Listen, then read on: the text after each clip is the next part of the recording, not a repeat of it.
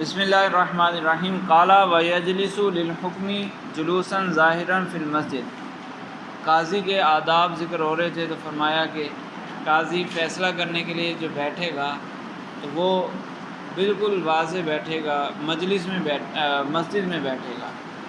ظاہراً سب کے سامنے، عوام کے درمیان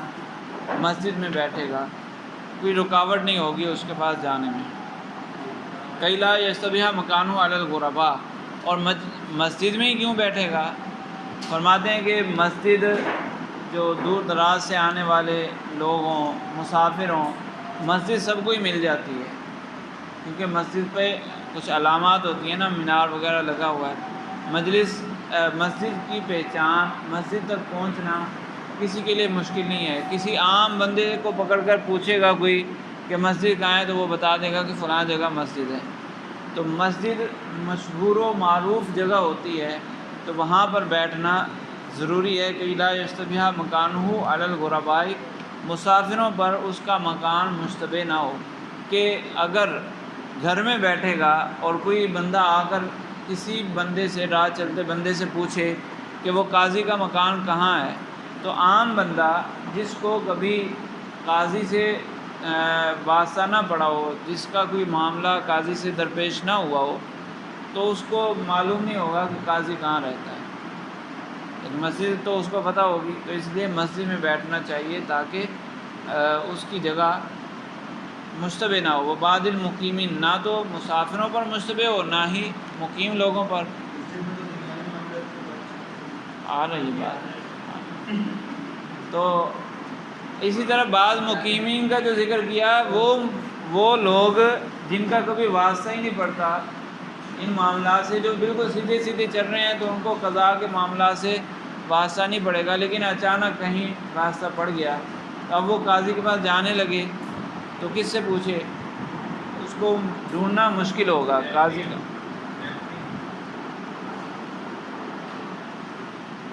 والمسجد الجامع اولا، اور اگر جامع مسجد میں بیٹھے گا تو یہ اور بھی بہتر ہے، لأنہ اشہر، کیونکہ یہ سب سے ہی مشہور ہوتی ہے کہ پہلے دور میں جامع مسجد ایک ہی ہوتی تھی، شہر کے اندر ایک مسجد ہے جہاں جمعہ اور نماز عیدین ادا کی جاتی ہیں، وہ ایک ہی مسجد ہوتی تھی۔ تو اس کا تو اس بندے کو بھی پتہ ہے جو ترتیب سے مساجد میں نہیں حاضر ہوتا، جو بار بار مسجد میں حاضر نہیں ہوتا، تو اس مسجد میں تو جمعے میں تو جائے گا اور عیدین میں تو وہ جائے گا، اتنا تو اس کو پتہ ہوگا۔ تو اس لیے وہ چونکہ سب سے زیادہ مشہور ہوتی ہے، لہذا وہاں بیٹھنا زیادہ بہتر ہے۔ وقال الشافعی رحمہ اللہ یکرہ الجلوس فی المسجد للقضاء، امام شافعی رحمہ اللہ فرماتے ہیں کہ قضاء کے لیے،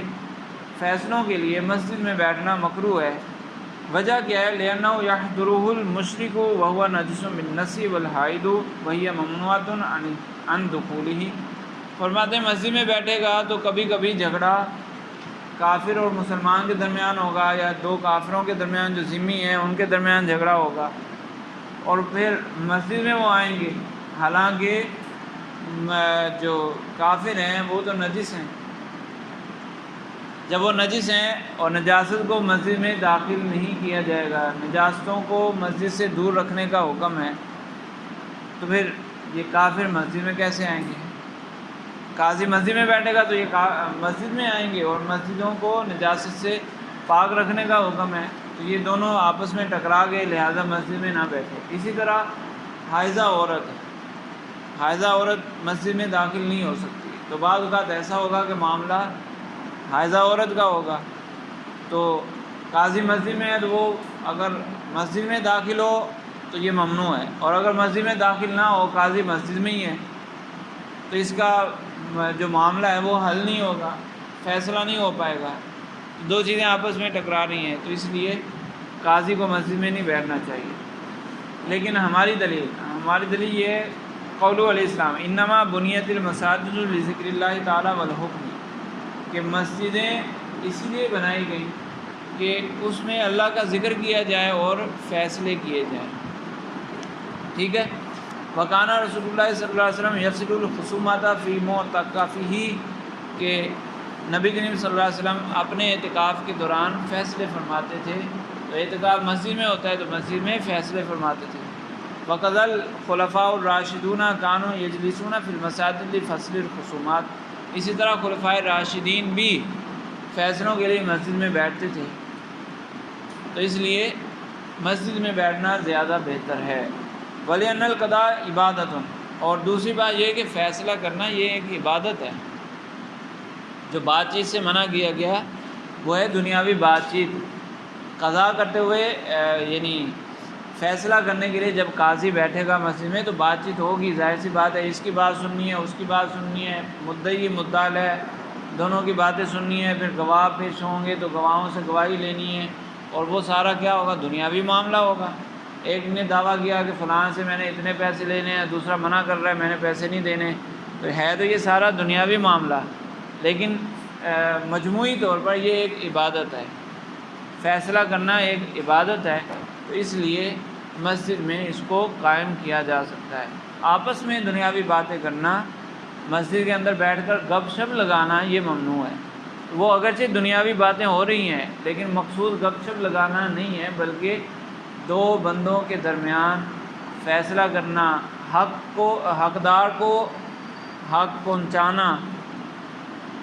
یہ مقصود ہے نا، تو یہ اچھی چیز ہے۔ اور جو امام شافعی رحمہ اللہ نے فرمایا کہ مشرک نجس ہے تو مساجد سے اس کو دور رکھا جائے، اس کا جواب یہ ہے کہ ونجاست المشرک فی اعتقادہ لا فی ظاہرہ، مشرک کی نجاست اس کے اعتقاد میں ہے۔ یا ایھا الذین آمنوا انما المشرکون نجس، مشرک نجس ہے لیکن ظاہری نجاست نہیں ہے، یہ باطنی نجاست ہے۔ اور قرآن پاک میں جو حکم دیا گیا وہ تو خصوصاً مسجد حرام سے دور رکھنے کا حکم دیا ہے نا، فلا یقربوا المسجد الحرام بعد عامہم ھذا، تو وہ اس سال کے بعد وہ مسجد حرام میں نہیں ہے، وہاں خاص ہے۔ قرآن پاک میں جو صراحتاً حکم ہے وہ مسجد حرام کا ہے، اور نجس مطلق کہا گیا، نجس ان کو مطلق کہا گیا، لیکن یہ نجاست اعتقادی ہے، ظاہری نجاست نہیں ہے۔ فلا یمنع من دخولہ، لہذا اس کو مسجد میں داخل ہونے سے منع نہیں کیا جائے گا۔ اگر فیصلے کے لیے یہ مسجد میں آتا ہے تو اس کو منع نہیں کیا جائے گا۔ اور اس پہ روایتیں بھی ملتی ہیں کہ اس زمانے میں وفود آتے تھے، وہ بھی مسجد میں ٹھہرتے تھے، یعنی مشرکوں کے وفد آتے تھے وہ بھی مسجد میں ٹھہرتے تھے، تو مسجد میں ٹھہرنا ممنوع نہیں ہے، مشرک کا مسجد میں آنا ممنوع نہیں ہے، مسجد حرم میں داخل ہونا ممنوع ہے۔ اور والحائض تخبر بحالہا، اور جہاں تک حائضہ عورت کو امام شافعی رحمہ اللہ نے بطور دلیل پیش کیا تھا، تو حائضہ عورت کا معاملہ اتنا زیادہ نہیں ہوگا، مطلب یہ کہ جو بھی عورت اپنا جھگڑا لے کے آئے وہ حائضہ ہی ہو، ایسا تو نہیں ہوگا۔ کبھی کبھار ایسا ہوگا کہ جو عورت جھگڑا لے کر آئے گی یا اس پر کوئی دعویٰ کیا جائے گا وہ مدعا علیہا بنے گی، وہ حائضہ بھی ہوگی، تو کبھی کبھار ایسا ہوگا تو وہ بتا دے گی کہ میں مسجد میں نہیں آ سکتی۔ جب وہ بتا دے گی تو قاضی مسجد کے دروازے تک آ جائے گا۔ وہ کون سا کوئی شہنشاہ ہے کہ جس کے لیے حرکت کرنا منع ہے، وہ تو عوام کا خادم ہے نا، تو وہ تو دروازے پہ آ جائے گا۔ والحائض تخبر بحالہا فیخرج القاضی الیہا والی باب المسجد، یا تو اس کے پاس پہنچ جائے گا، یعنی اس کے گھر میں اس کے علاقے میں پہنچ جائے گا، یا وہ مسجد تک آ جائے عورت دروازے تک، اور یہ بھی دروازے تک آ جائے، وہاں کھڑے کھڑے فیصلہ ہو جائے گا۔ اور یا دونوں کام ہی نہیں ہو سکتے کہ یہ اس کے علاقے میں چلا جائے گا تو پھر مسجد میں جو دیگر معاملات ہیں وہ رک جائیں گے، تو پھر کیا کرے؟ اور یبعث من یفصل بینہا و بین خصمہا، اپنا نائب کسی کو بنا کر، کسی شخص کو اپنا نائب بنا کر اس کے پاس بھیج دے کہ جاؤ تم اس کا فیصلہ کر لو، تو اس طرح تو نائب بھی بنایا جا سکتا ہے۔ کما اذا کانت الخصومۃ فی الدابۃ، جیسا کہ اگر سواری کے بارے میں جھگڑا ہو جائے، یعنی ایک سواری ہے جس پر دو شخص دعویٰ کر رہے ہیں، تو اب سواری کو تو مسجد کے اندر نہیں لایا جائے گا نا، وہ تو مسجد کے باہر ہوگی اور قاضی مسجد کے دروازے میں آ کر اس سواری کو دیکھ لے گا۔ ولو جلس فی دارہ لا باس بہ، لیکن اگر یہ قاضی اپنے گھر میں بھی بیٹھ جاتا ہے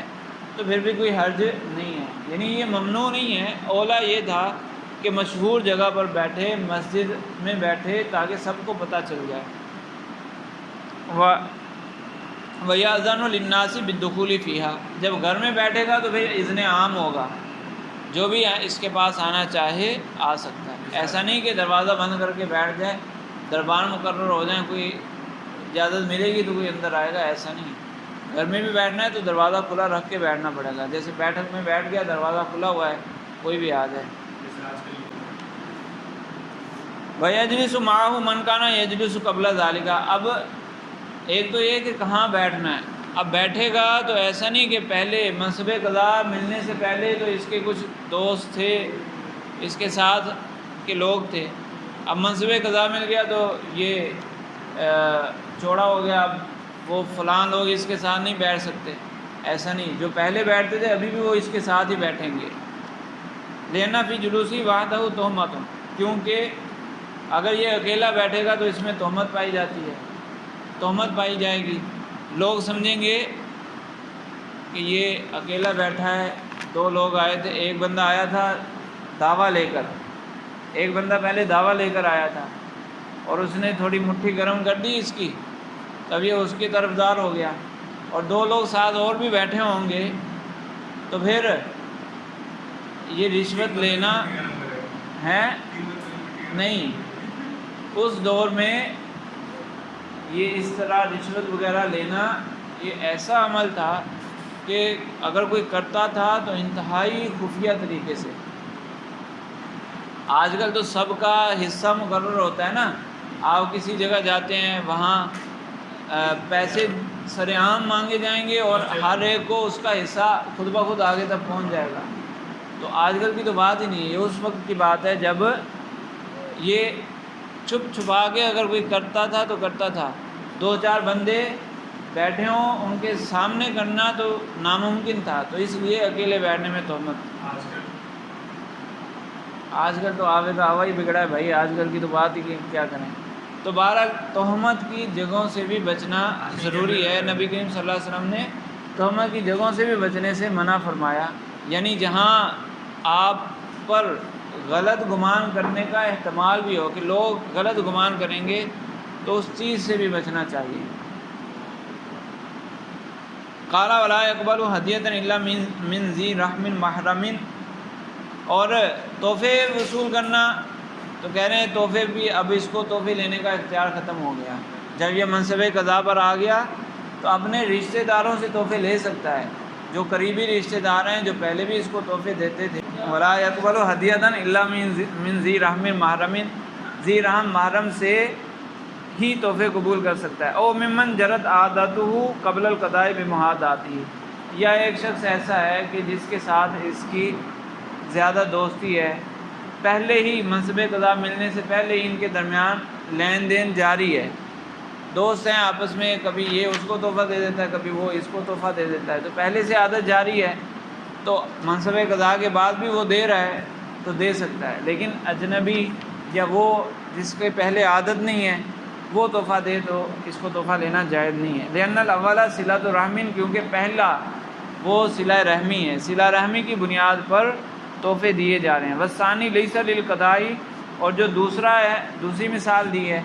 وہ منصب قضا کی بنیاد پر اس کو تحفہ نہیں ملا، بل جرا علی العادت ہی، یہ تو پہلے سے تھا اسی طرح اس نے دیا ہے۔ وفیما وراء ذالک یسیر عقلا بقضائہ، کہہ رہے ہیں کہ اس کے علاوہ اگر تحفہ لے گا نا تو یہ اپنے منصب قضا کو بیچ کر کھا رہا ہے، اپنے منصب قضا کے بدلے میں کھا رہا ہے، اور یہ تو درست نہیں ہے۔ حتیٰ لو کانت للقریب خصومتاً، اتنی سختی ہے کہ قریب ذی رحم محرم شخص کا اگر جھگڑا ہے، یعنی وہ مدعی یا مدعا علیہ بن رہا ہے، تو اب اس سے بھی تحفہ نہیں لے سکتا، لا يقبل ہدیتہ، اس سے بھی تحفہ نہیں لے گا۔ وقضا اذا زاد المہدی علی المعتاد، اسی طرح جو دوسری مثال ذکر کی تھی کہ جس شخص کی عادت ہے پہلے سے تحفہ دینے کی، تو وہ اگر زیادہ تحفہ دے تو وہ تحفہ بھی قبول نہیں کرے گا، ٹھیک ہے۔ او کان لہو خصومت، یا اسی طرح جو عادتاً تحفہ دیتا تھا وہ مدعی یا مدعا علیہ ہے تو اس سے بھی تحفہ نہیں لیا جا سکتا، لأنہ لأجل القضاء، کیونکہ اب جو تحفہ مل رہا ہے وہ قضا کے لیے مل رہا ہے، قضا کی وجہ سے مل رہا ہے، منصب قضا کی وجہ سے۔ فیتحاماہ تو لہٰذا یہ اس سے بچے، ولا یحضر دعوۃ الا ان تکون عامۃ، اور اس کو اگر دعوتیں ملتی ہیں تو اگر دعوت عام ہے تو وہاں تو شریک ہو سکتا ہے، دعوت عام ہے تو شریک ہو سکتا ہے، لأن الخاصۃ لاجل القضاء، اور اگر کوئی کہے کہ حضرت صاحب آپ کے لیے میں نے ایک دعوت رکھی ہے، آپ کے لیے میں نے کھانا تیار کیا ہے، آپ آ جائیں، ہاں ایک اکیلا ہو، دو چار لوگ ساتھ ہوں برابر ہے، جب خاص اسی کے لیے دعوت رکھی جائے تو اس دعوت میں وہ شریک نہیں ہو سکتا۔ لأن الخاصۃ لاجل القضاء، کیونکہ جو خاص دعوت ہے وہ منصب قضاء کی وجہ سے دی جا رہی ہے، منصب کی بنیاد پر دی جا رہی ہے۔ فیتہم بالاجابۃ، تو اگر اس نے یہ دعوت قبول کر لی تو اس پر تہمت لگے گی۔ بخلاف العامۃ، برخلاف عام دعوت کے، دعوت عام ہے اس میں وہ جو غریب مزدور ہے وہ بھی شامل ہو رہا ہے، بالکل غریب شخص ہے پھٹے پرانے کپڑوں والا وہ بھی شامل ہو رہا ہے، یہ قاضی بھی شامل ہو رہا ہے، برابر ہیں دونوں۔ اور تعریف یہ بھی کی گئی کہ خاص وہ ہے کہ اگر یہ قاضی منع کر دے تو وہ دعوت ہی ختم ہو جائے، اور عام وہ ہے کہ قاضی آئے نہ آئے دعوت تو جاری رہے گی، دعوت تو ہونی ہے، یعنی وہ پروگرام تو جاری رہے گا جی۔ خاص میں چلا جائے تو تہمت کا اندیشہ ہے، اور واقعی اگر اس نے اس کی بنیاد پر کوئی غلط کیا، غلط فیصلہ کیا، ثابت ہو گیا تو یہ عہدہ قضاء سے معزول کیا جا سکتا ہے۔ ہیں تو یہ تو کہہ رہا ہوں اگر ثابت ہو گیا کہ اس نے اس بنیاد پر اس سے نرمی کی ہے، فیصلہ دوسرے کے لیے ہونا چاہیے تھا، دوسرے کے حق میں، اس نے ادھر کر دیا، کیوں؟ اس نے دعوت کھائی تھی، ثابت ہو گیا تو اب اس کو معزول کیا جا سکتا ہے۔